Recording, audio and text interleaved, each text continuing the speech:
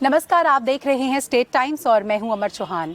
आज state times में जिस पर्सनालिटी से हम आपको मिलवाना चाहते हैं उनके बारे में मैं बता दूं, वो जम्मू के फेमस बिजनेस टाइकून हैं, farmer NC Jammu president Davinder Singh Rana, जिन्होंने हाल ही में बीजेपी ज्वाइन किया है। सर, बहुत बहुत स्वागत है आपका। Thank you.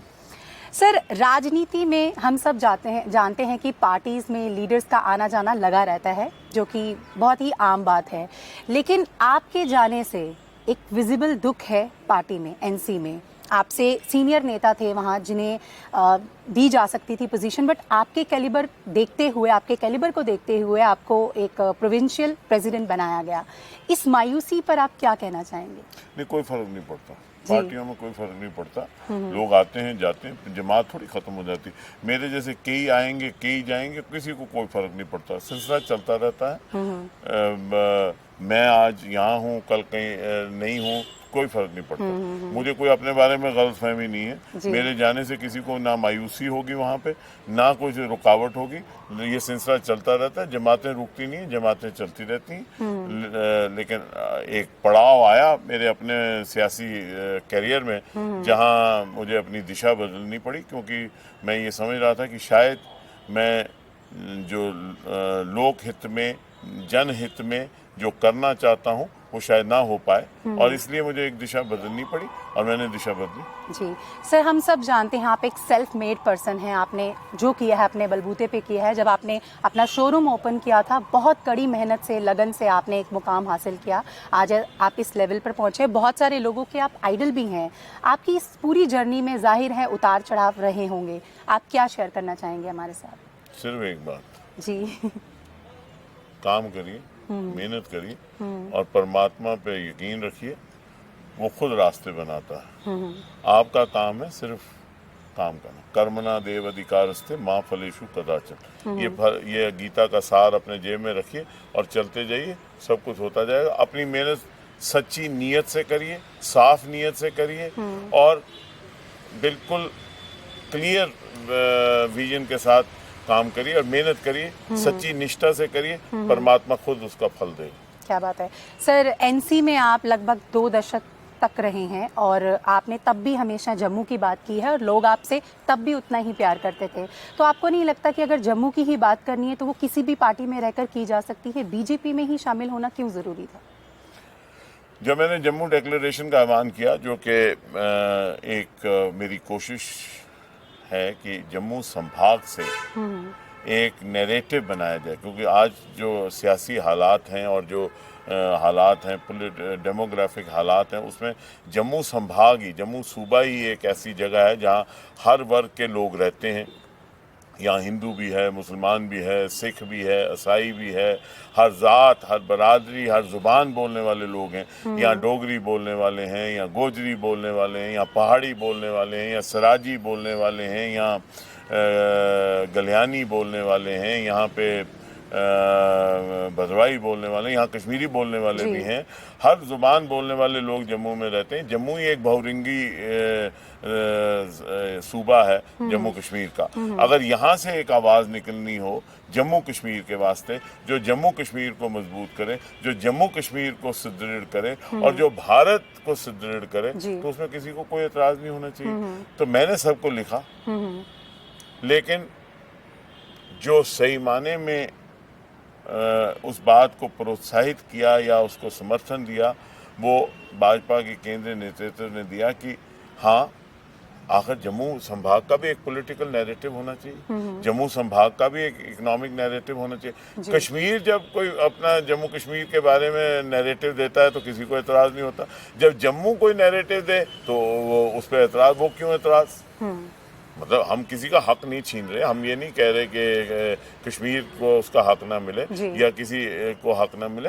हम कह रहे हैं कि जम्मू संभाग को भी, कोई there is no harm in a debate ना। जी जी। मतलब अगर एक नैरेटिव जम्मू से निकलता है तो उस पर किसी को क्या एतराज हो सकता है? मतलब अगर अगर जम्मू संभाग जम्मू कश्मीर का हिस्सा है, जी जी हम सब भारत का हिस्सा है। जी बिल्कुल। जम्मू संभाग से अगर एक पॉलिटिकल नैरेटिव निकलता है सारे जम्मू कश्मीर के लिए, जो जम्मू कश्मीर के लोगों को जोड़ने के लिए, जो जम्मू कश्मीर को जोड़ने के लिए, जो हिंदुस्तान को मजबूत करने के लिए, भारत को मजबूत करने के लिए, उसमें एतराज क्या है? आप एग्री करें ना करें वो बात की बात है, लेकिन अगर एक जम्मू अपनी आवाज बनाना चाहता है, जम्मू इकट्ठा होकर आवाज बनाना चाहता है, तो उसमें किसी को एतराज नहीं होना चाहिए। आखिर ये स्टेट बनाई किसने, ये इसका गठन किसने किया? जी जम्मू कश्मीर जो स्टेट है, जिसका जो हमारी शान है, उसका गठन किसने किया? महाराजा गुलाब सिंह जी। 1846 में छोटी छोटी पर्सनैलिटीज थी, उनको इकट्ठा किया। जनरल जोरावर सिंह डोगरा, जनरल जोरावर सिंह गए गिलगित तक गए, उन्होंने अपना एक मकाम बनाया। और अगर आप देखें यहाँ कुर्बानियाँ दी हैं, बिल्कुल। ब्रिगेडियर राजेंद्र सिंह, ब्रिगेडियर उस्मान, जी लोगों ने कुर्बानियाँ दी हैं। आप देखिए उनकी कुर्बानियों का जो जम्मू के थे, उन्होंने कुर्बानियां दी जिससे जम्मू कश्मीर बना। 7,000 के करीब डोगरा सोल्जर्स हैं जो मारे गए इसमें। तो अगर जम्मू के लोग आज ये फैसला करना चाहते हैं, या जम्मू के लोग एक कोशिश करना चाहते हैं कि इकट्ठे होकर एक आवाज बनाए पूरे जम्मू कश्मीर के लिए, किसी के खिलाफ नहीं, जम्मू कश्मीर को मजबूत करने में क्या हर्ज है? हम कह रहे हैं कि जम्मू को अपना हक मिलना चाहिए। जम्मू को हक क्यों ना मिले? बिल्कुल। जम्मू संभाग को अपना हक क्यों ना मिले? जम्मू के हर रहने वाले, वो हिंदू हो, मुसलमान हो, सिख हो, ईसाई हो, उसको हक मिलना चाहिए। हर एक को हक मिलना चाहिए। मैं कहता हूँ कश्मीर वालों को उनका हक मिलना चाहिए, हमें अपना हक मिलना चाहिए। जम्मू को अगर हक मिलता है तो उसमें किसी को एतराज नहीं होना चाहिए। जी बिल्कुल। जम्मू जो है, जम्मू कहो तो वो कहते हैं कम्युनल हो गया। वो कैसे? वो कैसे? जम्मू ही तो है जो कम्युनल नहीं है। इसमें हिंदू भी है, मुसलमान भी है, सिख भी है, ईसाई भी है। और जम्मू संभाग ने हमेशा बाहर से जितने भी विस्थापित आए, जब पलायन हुआ तो जम्मू संभाग ने उनका खुले हाथों के साथ स्वागत किया और उनको अपने घर में बसाया, उनको अपनी जगह दी और उनको इज्जत दी। जम्मू में तो कम्युनल होने की बात ही नहीं है जी। अगर कश्मीर बात करता है, जम्मू कश्मीर की कोई परेशानी नहीं। लद्दाख बात करता है जम्मू कश्मीर की, कोई परेशानी नहीं। जम्मू अगर जम्मू कश्मीर की बात करता है तो उसमें परेशानी किसी को हो तो मैं समझता हूँ वो मानसिकता की बात है, उसमें कोई ऐसी बात नहीं। जी सर, आपने जैसे हमने पहले भी जिक्र किया, एनसी में एक बहुत लंबा समय दिया है, और जब आपने शुरू में ज्वाइन किया था तो फारूक साहब भी चीफ मिनिस्टर रहे, फिर उमर साहब चीफ मिनिस्टर रहे, आप उनके पॉलिटिकल एडवाइज़र भी रहे हैं। कुल मिलाकर एक अच्छा खासा समय आपने वहाँ गुजारा है। तो आपको क्या लगता है, कभी आपको ऐसा फील हुआ कि एनसी एंटी जम्मू है? अगर हाँ तो किस पॉइंट पर? देखिए बात सुनिए, पहले तो मैं एक फैक्चुअल करेक्शन कर दूं। जब मैंने एनसी ज्वाइन की तो उसके बाद मैं वहाँ 22 साल रहा, जिसमें सिर्फ सरकार में मैं 2 साल ही रहा। बाकी का अरसा मैंने या तो विपक्ष में काटा या ऑर्गेनाइजेशन में काटा। तो पहले तो मैं वो वादे करना। दूसरी बात ये है क्योंकि मैंने ज्यादा अरसा अपना सियासत का लेजिस्लेचर में काटा, विपक्ष में काटा और तंजीम में काटा, ऑर्गेनाइजेशन में काटा। गवर्नमेंट में सिर्फ मैं 2 साल रहा। उसके अलावा मैं बताना चाहता हूँ कि जहाँ तक आपका ये प्रश्न है कि एनसी में, देखिए मैंने एनसी में भी हमेशा जम्मू की आवाज़ उठाई और वो इसीलिए मुमकिन था क्योंकि मैं अपने आप में यकीन रखता था। मैंने शुरू से ही मेरी बुनियाद जो थी, और उसमें फारूक अब्दुल्ला साहब ने मेरी बात को हमेशा समझा कि जम्मू की आवाज़, क्योंकि मेरी सियासत की बुनियाद ही वहाँ पे ये थी। पहले दिन से मैं ये कह रहा था कि मुझे जम्मू की बात करनी है। अगर मुझे जम्मू की बात नहीं जब होगी तो फिर मैं नहीं होऊंगा। तो जब तक हमने जम्मू की बात करनी करें, लेकिन जम्मू डिक्लेरेशन पे फिर मैं ये कह रहा हूँ कि भाजपा ही एक ऐसी पार्टी थी जिसने कहा कि हम समर्थन देंगे ताकि जम्मू की आवाज़ भी बने। और आपने देखा माननीय गृह मंत्री जी जब आए थे, उन्होंने भी कहा कि जम्मू के साथ अब बेइंसाफी नहीं होगी, कश्मीर की भी डेवलपमेंट होगी, जम्मू की भी डेवलपमेंट होगी, जम्मू कश्मीर की डेवलपमेंट होगी, हर एक तबके को हक मिलेगा। उसी की तो बात है जम्मू डिक्लेरेशन, और क्या है? तो फिर उसमें एतराज़ क्यों? जी सर, जैसे जम्मू में बीजेपी की अगर हम बात करें तो बहुत सारे लोग जो हैं वो नाराज़ हैं बीजेपी से, और कुछ का मानना है कि सिर्फ बीजेपी वादे करती है। यूथ को आप ले लीजिए, उनकी नौकरियों को लेकर ले लीजिए। आपको क्या लगता है आने वाले समय में बीजेपी लोगों का दिल जीत पाएगी? देखिए बात यह है कि भाजपा का बहुत सुदृढ़ नेतृत्व है और भारत को आज एक सुदृढ़ नेतृत्व की ज़रूरत है। जी, जम्मू कश्मीर के 3 एस्पेक्ट्स हैं, एक इंटरनेशनल एस्पेक्ट है, एक नेशनल एस्पेक्ट है और लोकल इश्यूज। इंटरनेशनली आपको पता है कि आज विश्व भर में विख्याति है केंद्रीय नेतृत्व की, जिसकी वजह से जम्मू कश्मीर का भी केस जो है बड़ा स्ट्रांगली सामने पेश बिल्कुल, होगा। जी। नेशनल लेवल पे भी एक नैरेटिव है जो 5 अगस्त के बाद और लोगों को मजबूत हुआ और जो टेम्परेरी हालात थे वो ख़त्म हुआ और विले जो है वो कंप्लीट हुआ, उससे नेशनल नैरेटिव बना। लोकल इश्यूज हैं सबसे ज़्यादा अनएम्प्लॉयमेंट के हैं और इश्यूज हैं, इनका पार्टी संज्ञान ले रही है और मुझे पूरी उम्मीद है कि इन जो इश्यूज हैं इन पे भी हल होगा, क्योंकि भाजपा की जो फिलॉसफी है वो ये है कि लोगों की बेहतरी की जाए, लोगों का भला किया जाए और सबका भला किया जाए, सबका साथ, सबका विकास। तो उसके चलते जो मसले हैं उन मसलों का संज्ञान लेके पार्टी ज़रूर एक्ट करेगी और कर भी रही है और उनका हल भी होगा। जी सर, लोगों का मानना है कि आपने जिस तरह से बिजनेस अपना एक्सपैंड किया है और बिजनेस जो है जाहिर है हर किसी की कमज़ोरी रहती है, तो लोगों का मानना है कि आपने अपनी कमज़ोरियों को छुपाने के लिए ऐसा किया है नहीं अभी तक कोई कमज़ोरी। अच्छा क्योंकि अभी तक है नहीं कोई कमज़ोरी, अगर हो तो किसी को कहीं बता दे तो वो देख लेंगे, क्योंकि हमने अपनी मेहनत से और पसीने से काम किया और बड़ा साफ सुथरा काम करते हैं। बहरहाल अगर कोई कमज़ोरी किसी को दिख रही है तो दिखा दे। हाँ जी, मेरे भाजपा ज्वाइन करने पे किसी को क्या एतराज़? जब भी मैं निकलता हूँ बाजार में लोग बड़े खुश, लोग बड़े खुश, जहाँ जाओ लोग गले में हाथ डालते हैं, लोग बड़े खुश हैं, लोग कहते हैं बहुत अच्छा हुआ। तो फिर वो कौन लोग हैं जिनको मेरे ज्वाइन करने पे कष्ट हो रहा है? सर आप वहाँ देख के सवाल कीजिए कि कौन से ऐसे लोग हैं। कौन है, मतलब कष्ट है। लोग तो बहुत खुश हैं, मैं जहाँ जा रहा हूँ लोग बड़े खुश हैं और भाजपा के कार्यकर्ता भी बड़े खुश हैं। यहाँ लोग ये देखिए बनहाल से आए हैं, डोडा से आए हैं, लोग बड़े खुश हैं, लोग बड़े खुश हैं, लोगों ने बड़ा वेलकम किया, लोग कहते हैं कि बहुत अच्छा किया तुमने। तो मुझे समझ नहीं आती कि अगर मैंने लोगों की भावनाओं को जांच के एक फैसला लिया तो उसमें कमजोरी कहाँ से आई? कोई कमजोरी नहीं है जी। जम्मू डिक्लेरेशन जो है उसको मजबूत करना है। इस वक्त ये जो है ना, ये ऐसी बातें करके जम्मू को कमज़ोर मत करिए। एक कोशिश कर रहे हैं कि जम्मू इकट्ठा हो जाए और जम्मू अगर भाजपा के साथ ही इकट्ठा हो जाए तो वो ही करिए, लेकिन जम्मू आज तारीख के उस पड़ाव पे आप खड़े हैं। अगर आज जम्मू मजबूत नहीं हुआ, अगर आज जम्मू इकट्ठा नहीं हुआ तो फिर दोबारा कभी जम्मू इकट्ठा नहीं होगा। और जम्मू, जब मैं कहता हूँ जम्मू संभाग को इकट्ठा होना है, और अगर जम्मू कश्मीर को हम सही मायने में मजबूत करना चाहते हैं तो जम्मू संभाग को इकट्ठा होना पड़ेगा, एक आवाज बना के एक रास्ते पे चलना पड़ेगा ताकि आप एक लॉन्ग टर्म विजन रखें। ये जो बातें ये जो बातें हैं ना, ये जो तालियां बजा रहे हैं, ये दर्शाता है कि मैं गलत नहीं कह रहा। ये जो बातें ना कमजोरी फनोरी, ये पता क्या ना, इसको पता क्या है? चलो नहीं तो डोगरी च करी लो सर। ठीक है सर, अब बात करते हैं दो डिफरेंट पार्टीज जिनकी पार्टीज की आइडियोलॉजी जो है बिल्कुल ऑपोजिट है। तो एनसी ज्वाइन जब आपने की थी और आज आपने जिस तरह से कहा बीजेपी ज्वाइन करने पर बहुत तहे दिल से लोगों ने आपका स्वागत किया है, दोनों फीलिंग्स में क्या डिफरेंस है? एज अ दविंदर सिंह राणा आप क्या एक्सप्रेस करना चाहते हैं? देखिए, बात यह है कि मैंने नेशनल कॉन्फ्रेंस में 20-22 साल गुजारे और नेशनल कॉन्फ्रेंस में की जो क़यादत है फारूक अब्दुल्ला साहब, उमर अब्दुल्ला साहब, उन्होंने मुझे पूरी इजाज़त दी कि मैं जम्मू संभाग की आवाज़ उठाऊं, जम्मू की रिप्रेजेंटेशन करूं, और मैंने की।